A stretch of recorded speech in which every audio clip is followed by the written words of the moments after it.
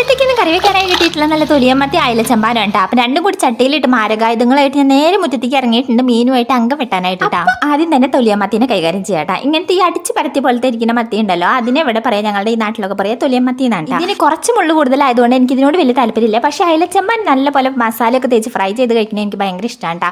അങ്ങനെ ഞാൻ ഈ മീൻ നന്നാക്കലിൽ ഒരു വിദഗ്ധ ആയതുകൊണ്ട് വേഗം തന്നെ മീനൊക്കെ നന്നാക്കി കയറിയിട്ട് കല്ലുപ്പിട്ടിട്ട് ഒരു മയത്തിലൊക്കെ ഒന്ന് അരുതി കഴുകി വൃത്തിയാക്കി നല്ല വെടുപ്പാക്കി വെച്ചിട്ട് അതൊരു ഭാഗത്തേക്ക് മാറ്റി വെച്ചിട്ടുണ്ട്. എന്നിട്ട് ഇന്ന് ഉപ്പേരിയുടെ പരിപാടിയിൽ നോക്കി ഇന്ന് നല്ല കൂമ്പ് കിട്ടിയിട്ടുണ്ടായിരുന്നു, നമ്മുടെ വാഴക്കൂമ്പ് ഉണ്ടല്ലോ. അപ്പോൾ അത് ഉപ്പേരി ഉണ്ടാക്കാൻ വിചാരിച്ച് ഇങ്ങനെ അരിഞ്ഞിട്ട് വറവിട്ട് വെക്കാൻ വേണ്ടിയിട്ട് നോക്കട്ടെ. അപ്പോഴേക്കും മുരിങ്ങാട്ടിലക്കറി റെഡി ആയിട്ടുണ്ടായിരുന്നു. അങ്ങനെ ആദ്യം അത് വറവിട്ടിട്ട് പിന്നെ നമ്മുടെ ഈ കൂമ്പ് ഉപ്പേരിക്കായിട്ട് വറവിട്ട് വെക്കുന്നുണ്ട്. അതിൽ തേങ്ങയും പച്ചമുളകും കൂടിയിട്ട് ഒന്ന് അരിഞ്ഞിട്ടിട്ട് ഒന്ന് ഞരടി വെച്ചിട്ടാ.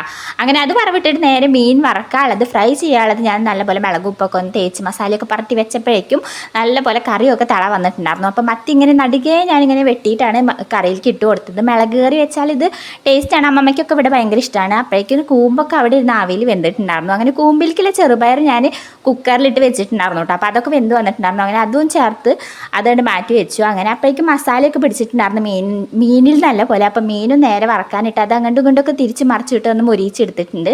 അങ്ങനെ ഉപ്പേരി ഒരു പാത്രത്തേക്ക് വെച്ചു. അപ്പോഴേക്കും ഊണ് കഴിക്കാനുള്ള സമയമായിട്ട് അങ്ങനെ നല്ല അടിപൊളിയായിട്ട് ഊണ് വെച്ചു. അപ്പോൾ അത്രയുള്ളൂ. ബായ്.